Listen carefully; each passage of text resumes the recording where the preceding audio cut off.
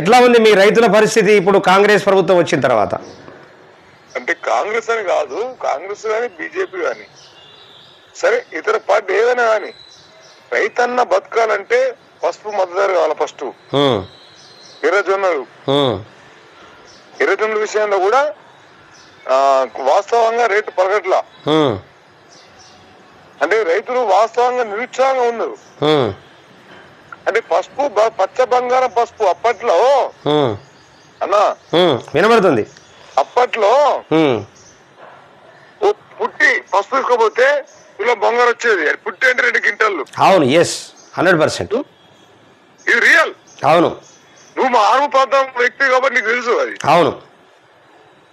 అయితే ఈ రోజు 10 పుట్ల అమ్మినా గానీ తులం బంగారం రావట్లా. అవును. ఈ కారకులు ఎవరు? రాజకీయ నాయకులే. కారకులు రాజకీయ నాయకులే.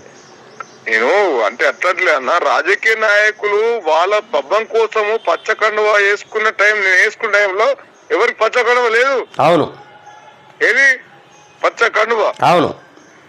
ఒక కోటపల్లి నరసింహానాయుడు, ముత్యాల మనోహర్ రెడ్డి, బుల్లెట్ రామరెడ్డి, ఒక అన్వేష్ రెడ్డి, కేవలం 5 ఉండే. సిపిఎం ప్రభాకర్, దేవరాం. సరే అన్న, ఇప్పుడు మీకు ఇప్పుడు పత్తి కానీ మిర్చి కానీ కూడా చాలా ఘోరమైనటువంటి పరిస్థితులలో ఉందంటే ఎక్కడిదక్కడనే స్టోరేజీలలో పెట్టిరేట. మరి ఇప్పుడు పసుపుకు సంబంధించినటువంటిది అదేవిధంగా జొన్నలు కానీ సజ్జలు కానీ వీటన్నిటికి సంబంధించినటువంటి పరిస్థితి ఎట్లా ఉన్నది అసలు? అంటే వాస్తవంగా రైతు నిరుత్సాహంతో ఉన్నాడు. వ్యవసాయం ఎందుకు వేస్తున్నాము? సాయం.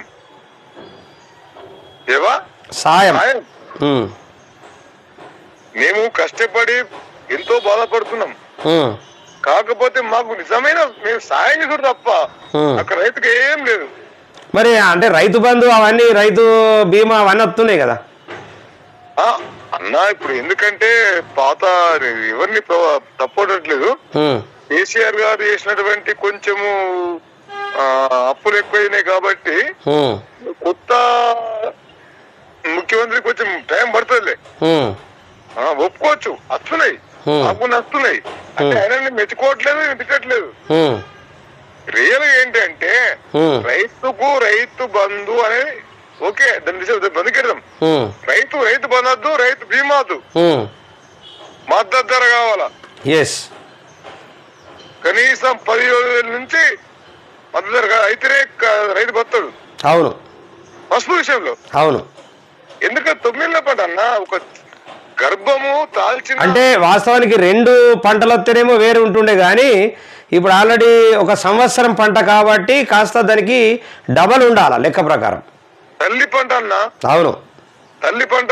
అది తల్లి పంట. అదే 9 నెలలు అది తల్లి పంట. అది అర్థం. అది ఎస్. అవును. ఎంతమంది తెలుసు? చాలా మంది తెలియదు. తల్లి పంట అంటే ఒక తల్లి 9 నెలలు ఆల్రెడీ 9 నెలలు పూర్తిగా సంపూర్ణంగా 9 నెలలు గర్భం దాల్చి గర్భము మోసి బిడ్డను మోసి డెలివరీ అయితే ఎంత పుష్టికరంగా ఎంత స్పష్టంగా ఉంటుందో అప్పుడు అట్లా సేమ్ పసుపు కూడా 9 నెలలు ఉంటేనే అంత అద్భుతమైనటువంటి పంట వస్తుంది. అవును. ఎస్. అవును. 9 నెలలు ఉంటే కష్టపడే మనిషికి పంటకు అవును ఆ రైతుకు మద్దతు ధర లేకపోతే అసలు ఏంటి? 100% ఉండాలి. మరి ప్రభుత్వాలు అట్లా తగలడినాయి, మనం ఏం చేయగలుగుతాము? ఇప్పుడు రైతులు మొత్తుకుంటున్నారు. అన్నా మరో రైతు ఉద్యమం చేయండి నష్టం లేదు. రైతు వ్యవసాయం మానేయాలా లేకుంటే వాస్తవ వ్యవసాయం మానేయాలా? మరి అంటే అన్న రోబోలు వస్తున్నాయట కదా. రోబోలు అంటే మొత్తం టోటల్ గా అవే కోతలు కూస్తాయి, అవే ఈతలు వేస్తాయి, అదే మొత్తం అంతా పసుపు వేస్తుంది, అదే అన్ని చేస్తుంది రోబో. రోబోలు వస్తున్నాయి అన్న. రోబోలు అంటే ఇప్పుడు ఆల్రెడీ చైనా దేశంలో వేరే దేశంలో ఆల్రెడీ ఈతలు అంటే మనం ఆల్రెడీ ఈత అంట కదా, మన దాని ఏమంటారు, పొలం వేస్తాం కదా, ఆ ఈతలు అయితే పొలము వేసేటటువంటి రోబోలు పొలం వేస్తున్నాయి. ఒక 2 రోబోలను అందులో వదిలేస్తే మొత్తం టోటల్గా సాయంత్రం వరకే మొత్తం 1 ఎకరం 2 ఎకరాలు మొత్తం అదే చేసేస్తున్నది. ఇవి అన్నా నేను దుడ్డు మనం మాట్లాడతా తెలంగాణ భాషలో హ్మ్. మన ఆనంద్ నిజామాబాద్ జిల్లా ప్రాంతంలో మాట్లాడతా. హ్మ్. శాస్త్ర ప్రకారం పోతే సంసారం చేస్తే కుక్కపిల్లి ఉడతాయన్న, అవును పిల్ల ఉట్టరు. అవును ఇది లాస్ట్ గా ఏమైతుందంటే రోబో వ్యవసాయం అయితే మనం ఎందుకు అవసరం ఉండు బతికి. అంటే వాస్తవానికి ఇక రోబోలకే పిల్లలు కనేటట్లున్నారు వీళ్ళు జనం. అది అది అదే అంటే అనుకుంటున్నా, కాకపోతే అంటే మంచిగా ఉండదేమని ఆయన. మంచిగా ఏం లేదు, రోబోలకే పిల్లలు పుడతారు, రోబోలతో కనేటట్లు ఉన్నారు వీళ్ళంతా కూడా. ఇప్పుడు టోటల్గా రోబోలు రావడం పట్ల కంప్లీట్గా అందరూ తింటారు పంటరు తినేసి మంచిగా హ్యాపీగా పంటరు, శరీరాన్ని 30-40 ఏళ్ళల్లో క్లోజ్ చేసేసుకుంటారు. మనం కనీసం 60 ఏళ్ళు ఇప్పుడు ఢిల్లీ మనకు 60 ఏళ్ళ దాకా ఉండదు. ఇప్పుడన్నా కనీసం 60 ఏళ్ళ దాకా ఉన్నది. అంటే అన్న మనకున్నది అదే మనకున్నది. మనకు ఆల్రెడీ మంచి ఫుడ్ తీసుకున్నాము, ఒక 15-20 ఏళ్ళు అయితే మంచి ఫుడ్ అయితే తీసుకున్నాము కాబట్టి మనకున్నది. కానీ ఇప్పుడు రాబోయే పిల్లగాళ్ళకు 30-40 ఏళ్ళ కన్నా ఎక్కువ దాటేటటువంటి అవకాశం లేదు. తినిపండు దినాలన్నీ కంప్లీట్గా ఆగమాగం చేస్తున్నటువంటి పరిస్థితి మాత్రం ఉన్నది. మరి ఏదేమైనప్పటికీ మీరు చెప్పినటువంటి విధానం ఏదైతే ఉందో ఖచ్చితంగా మద్దతు ధర అనేటటువంటిది పసుపుకు ఖచ్చితంగా అది 9 నెలల పంట కాబట్టి, మరి తల్లి పంట కాబట్టి, అదే తల్లి పంట కాబట్టి, అదే తల్లి పంట కాబట్టి అవును అవును పుట్టి పసుపు 2 క్వింటాళ్ళు 2 క్వింటాళ్ళు తులం బంగారు వచ్చేది. అవును ఇప్పుడు ఎంత ఉందన్న దాని రేట్ ఎంత ఉన్నది ఇప్పుడు?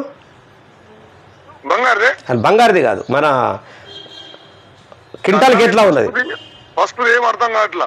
అంటే ఇంతకు ముందు ఎంత ఉండే లాస్ట్ ఇయర్ అన్న? అప్పట్లో వైఎస్ రాజశేఖర్ ఉన్నప్పుడు వైఎస్ రాజశేఖర్ గత లాస్ట్ ఇయర్ కూడా సేమ్ ఇంతే. మా బతుకులు ఇస్తే ఉంటాయి. ఇక ఎంత ఉండే అది రేట్ చెప్తలేరు. 14,000. ఇప్పుడు ఇంకా దిగజారిపోయింది. కాకపోతే చైర్మన్ మాత్రం బాగా పనిచేస్తుండు. అంటే క్వింటాల్కు 14,000?